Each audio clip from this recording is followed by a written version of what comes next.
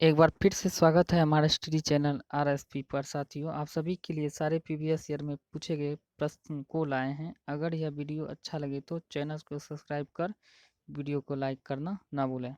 चलिए अगला question start करते हैं। चलिए स्टार्ट करते हैं दोस्तों। तो पहला नंबर क्वेश्चन है, विश्व का पहला ग्लोब बनाया था। विश्व का पहला ग्लोब किसने बनाया था? मार्टिन बेहम ने 1457 ईस्वी में बनाया था साथियों। दोहरा ग्रह कहा जाता है। दोहरा ग्रह साथियों किसे कहा जाता है? प्लूटो को। प्लूटो को जो है दोहरा ग्रह कहा जाता है। प्लूटो को है साथियों ग्रह की श्रेणी से निकाल दिया गया है। पहले 9 हुआ करते थे, अब 8 है। 2006 में ही इसे ग्रह की श्रेणी से निकाल दिया गया है। अगला नंबर क्वेश्चन है, प्रेरीज घास प्रदेश में कैसी मिट्टी पाई जाती है? प्रेरीज घास प्रदेश में कैसी मिट्टी पाई जाती है? चरनोजम मिट्टी पाई जाती है साथियों। ये चरनोजम मृदा वहाँ पाई जाती है। अगला नंबर क्वेश्चन है, आइसोनिप है। आइसोनिप ये क्या है? तो आइसोनिप है साथियों बर्फ गिरने के समान क्षेत्रों में दर्शाने वाली रेखा को। बर्फ गिरने के समान, जहाँ पे बर्फ गिरते हैं साथियों, उसको दर्शाने वाले ये समान रेखा होता है, उसी को आइसोनिप कहते हैं। भूकंप आने से पहले वायुयान में किस गैस की मात्रा में वृद्धि हो जाती है? भूकंप आने से पहले वायुयान में किस गैस की वृद्धि हो जाती है साथियों? ये रेडोन रेडोन गैस है साथियों, उसमें वृद्धि हो जाती है। रेडोन गैस में वृद्धि हो जाती है। अगला नंबर क्वेश्चन है, यह है डीवीसी। डीवीसी की स्थापना कब हुई थी साथियों? डीवीसी की स्थापना 1948 में हुई थी। डीवीसी की स्थापना 1948 में हुई थी। इलायची के लिए प्रयुक्त मिट्टी होती है। इलायची के लिए कैसी मिट्टी होती है साथियों? तो इलायची खेती के लिए लेटेराइट मिट्टी प्रयुक्त होती है। अगला नंबर क्वेश्चन है, हंगरी के स्टेपी घास की भूमि को क्या कहा जाता है? हंगरी के स्टेपी घास की भूमि को ये पुस्तेज कहा जाता है। पुस्तेज कहा जाता है साथियों। अगला नंबर है, ड्राई काउंटर का निर्माण होता है। ड्राई काउंटर का निर्माण होता है किसके द्वारा साथियों? ये पवन के द्वारा ड्राई काउंटर का निर्माण होता है। अगला नंबर क्वेश्चन है, पृथ्वी तथा चंद्रमा के कक्ष तलों में कितने डिग्री का झुकाव होता है? पृथ्वी तथा चंद्रमा के कक्ष तलों में 5 डिग्री का झुकाव होता है साथियों। 5 डिग्री का। महाद्वीपों का निर्माण किन चट्टानों से हुआ है? महाद्वीपों का निर्माण जो है साथियों, ग्रेनाइट चट्टानों से महाद्वीपों का निर्माण हुआ है। अगला नंबर क्वेश्चन, काला सागर को प्राचीन काल में किस नाम से जाना जाता था? काला सागर को प्राचीन काल में किस नाम से जाना जाता था? एक्सिन सागर के नाम से जाना जाता था। प्राचीन काल में इसे एक्सिन सागर के नाम से जाना जाता था। कुली झीलों का निर्माण कैसे होता है? कुली झील जो है साथियों कैसे होता है? कुली झील का निर्माण ज्वालामुखी प्रक्रिया से होती है। कुली झील का निर्माण ज्वालामुखी प्रक्रिया से। गुजरात में नई जलोढ़ मिट्टी को क्या कहा जाता है? गुजरात में नई जलोढ़ मिट्टी को क्या कहा जाता है? माटा कहा जाता है। ऐसे पूछे तो साथियों की नदियों द्वारा बहाकर लाई गई नई जलोढ़ मिट्टी को क्या कहते हैं? नई जलोढ़ मिट्टी जो कहेंगे साथियों, इसको खादर को कहेंगे। खादर को नदियों द्वारा बहाकर लाई गई मिट्टी को खादर, और पुरानी कहे तो बोंगड़ हो जाता है। पुरानी बोंगड़। अगला नंबर क्वेश्चन है,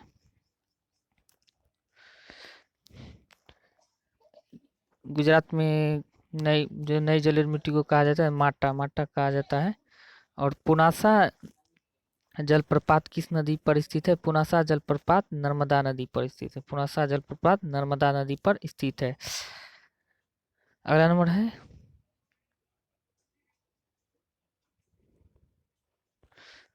क्षेत्रफल के कुल क्षेत्रफल के कितने प्रतिशत भाग पर उच्च पर्वत श्रेणियों का विस्तार पाया जाता है? कह रहा है एक देश के कुल क्षेत्रफल के कितने प्रतिशत भाग पर उच्च पर्वत श्रेणियों का विस्तार होता है? तो 10.7% उच्च पर्वत श्रेणियों का विस्तार है अपने देश के कुल क्षेत्रफल का।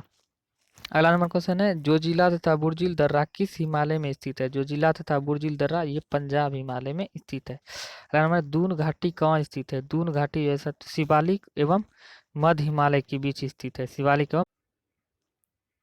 अगला नंबर है कि नर्मदा नदियों का उद्गम स्थल कहाँ है? तो नर्मदा नदियों का उद्गम स्थल अमरकंटक पहाड़ी से होती है, जो विंध्याचल पर्वत श्रेणी में स्थित है, विंध्याचल पर्वत श्रेणी में स्थित है।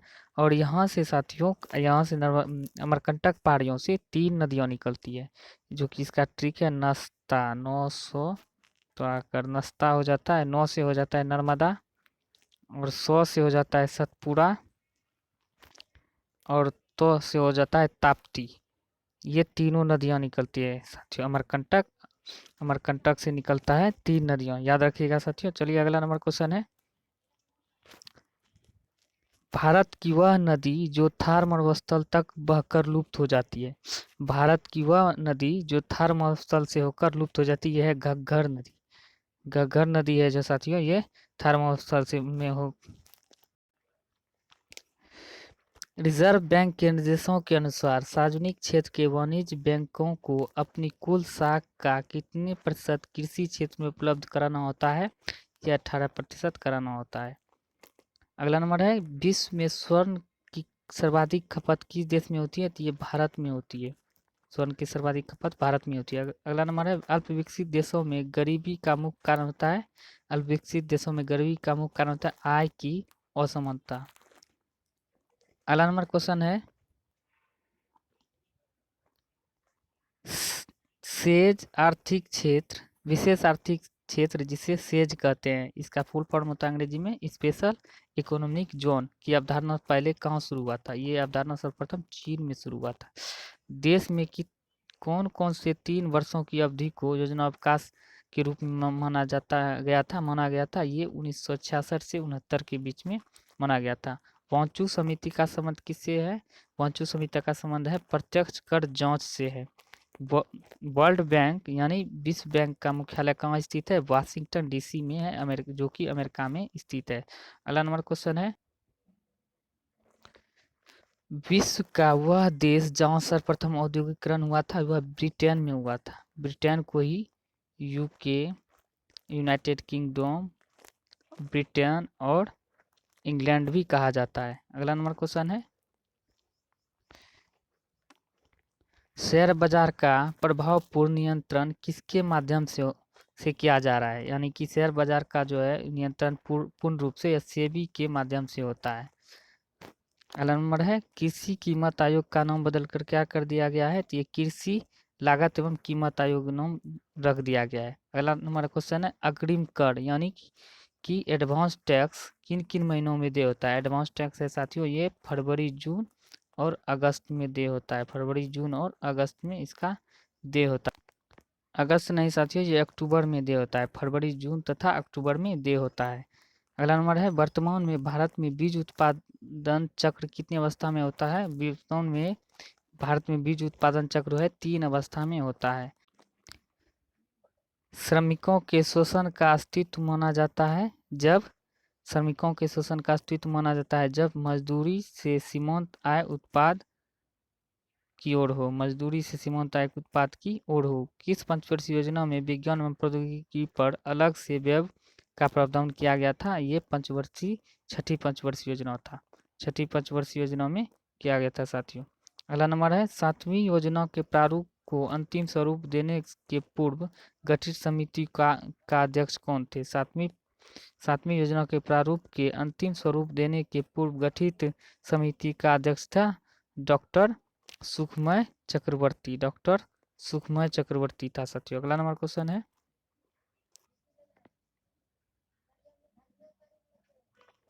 राष्ट्रीय राजमार्ग विकास परियोजना के लिए किस निधि की स्थापना की गई थी? राष्ट्रीय राजमार्ग विकास परियोजना के लिए किस निधि की स्थापना की गई थी? केंद्रीय सड़क निधि की। 10 समिति का संबंध किससे है? 10 समिति का संबंध औद्योगिक लाइसेंस नीति से है। 10 समिति का संबंध औद्योगिक लाइसेंस नीति से है। राष्ट्रीय योजना समिति की रिपोर्ट कब प्रकाशित होता है? राष्ट्रीय योजना समिति की रिपोर्ट जो है 1949 से ही प्रकाशित हो रहा है साथियों। कामगार का जीवन स्तर निर्भर होता है, कामगार का जीवन स्तर जो निर्भर होता है साथियों न्यूनतम वेतन पर ही कामगार के जीवन स्तर निर्भर रहता है। अगला नंबर है कि नियर मनी क्या है? नियर मनी क्या है? ये रुपयों का स्थानापन्न अर्थात चालू से रुपयों का स्थानापन्न अथवा ये चालू खाता से है। अगला नंबर है,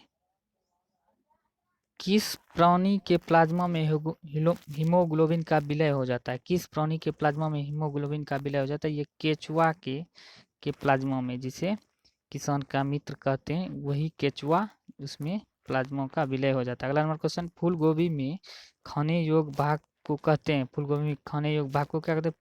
पुष्पक्रम कहते हैं, पुष्पक्रम को कहते हैं। चमगादड़ों द्वारा परागकण कहलाता है, चमगादड़ों द्वारा परागकण जो होता है साथियों, चेरेप्टोरोफिली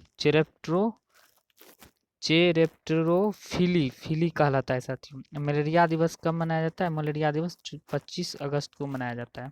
नाइट्रोजन स्थिर करने वाला सजीवी प्रोकैरियोटिक जीव है। नाइट्रोजन स्थिर करने वाला सजीवी प्रोकैरियोटिक जीव है एनाबीनो। खाने योग्य कवक क्या कहलाता है? खाने योग्य कवक कहलाता है एगेरिकस। एगेरिकस कवक जो है खाने योग्य कहलाता है। अगला नंबर है,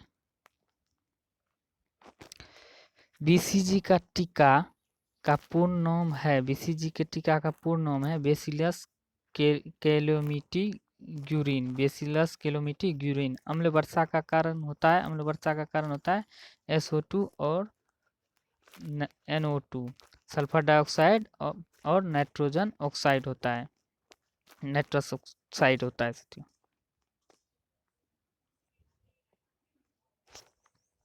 भारत में सबसे बड़ी मछली होती है, भारत में सबसे बड़ी मछली तो व्हेल शार्क, व्हेल शार्क जो है सबसे बड़ी मछली होती है। कंप्यूटर में प्रोग्रामिंग हेतु विकसित की गई सर्वप्रथम भाषा फोर्ट्रॉन है।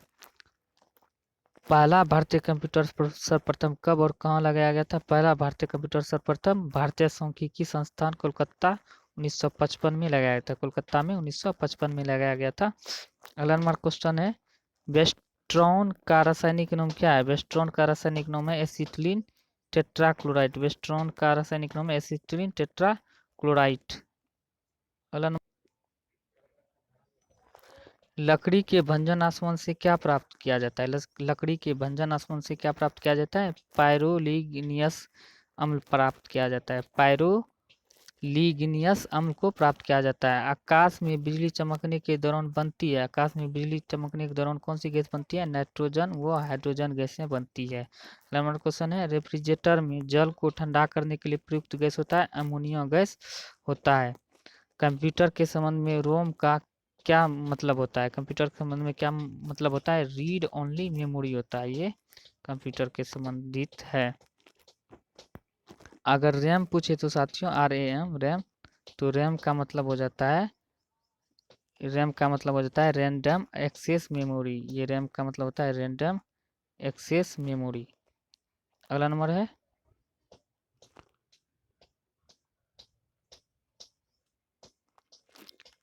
रजत दर्पण बनाने में किस यौगिक का प्रयोग किया जाता है? रजत दर्पण बनाने में किस यौगिक का प्रयोग किया जाता है? ये ग्लूकोज का किया जाता है साथियों। रजत दर्पण बनाने में किस यौगिक का प्रयोग किया जाता है? ग्लूकोज का प्रयोग किया जाता है। कांच पर लिखने में किस अम्ल का प्रयोग किया जाता है? कांच पर लिखने में किस अम्ल का प्रयोग होता है? हाइड्रोजन क्लोराइड अम्ल का प्रयोग किया जाता है, हाइड्रोजन क्लोराइड अम्ल का प्रयोग किया जाता है। अगला नंबर क्वेश्चन है, केतली में जल उबालने पर उसकी आंतरिक परत पर सफेद परत किस यौगिक के जमने से होता है? केतली के जल में जल को उबालने पर उसकी आंतरिक परत पर सफेद परत किस यौगिक के जमने से होता है? कैल्शियम व मैग्नीशियम कार्बोनेट के जमने से, कैल्शियम मैग्नीशियम कार्बोनेट के जमने से। समुद्र जल में नमक किस विधि से तैयार किया जाता है? समुद्र जल से नमक किस विधि से तैयार किया जाता है? ये वाष्पीकरण विधि से तैयार किया जाता है साथियों।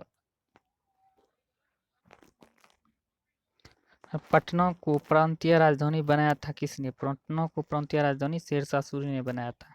मध्यकाल की किस शासक के शासनकाल में बिहार का समूचे उत्तर भारत में राजनीतिक प्रभाव रहा था? ये शेरशाह सूरी का रहा था। बिहार में सर्वाधिक लोकप्रिय सुल्तान कौन था? बिहार में सर्वाधिक लोकप्रिय सुल्तान शेरशाह सूरी था। हमारा क्वेश्चन है, नालंदा विश्वविद्यालय का वैभव किसके हाथों में नष्ट हुआ था? नालंदा विश्वविद्यालय का वैभव बख्तियार खिलजी के हाथों में नष्ट हुआ था। अगला नंबर है, अकबर ने बंगाल तथा बिहार को मुगल साम्राज्य में मिला लिया था कब? 1576 ईस्वी में मिला लिया था। दिल्ली सल्तनत एवं मुगल काल में बिहार का क्या महत्व था? दिल्ली सल्तनत एवं मुगल काल में बिहार का महत्व था, इसका एकमात्र महत्व यह था कि यह भौगोलिक रूप से दिल्ली बंगाल के बीच में स्थित प्रदेश था। अगला नंबर है, सम्राट शाह आलम द्वितीय ने ईस्ट इंडिया कंपनी को बंगाल, बिहार तथा उड़ीसा के दीवानी प्रदान की। दीवानी प्रदान की थी यह 12 अगस्त 1765 को बंगाल, उड़ीसा तथा बिहार का में दीवानी प्रदान की गई थी। अगला नंबर क्वेश्चन है, मुगलों के पतन के बाद बिहार किसके अधीन हो गया था? मुगलों के पतन के बाद बिहार बंगाल के नवाबों के अधीन हो गया था। बंगाल के किस नवाब ने मुंगेर को अपनी राजधानी बनाया था? मीर कासिम ने बनाया था। किस भारतीय को रॉबर्ट क्लाइव ने बिहार का नायब दीवान नियुक्त किया था, यानी डिप्टी दीवान नियुक्त किया था? सीताब राय को नियुक्त। आई होप कि यह वीडियो सभी साथियों को पसंद आए होंगे, तो वीडियो को लाइक करें और चैनल को सब्सक्राइब कर बेल आइकन को दबाना ना भूलें। धन्यवाद दोस्तों।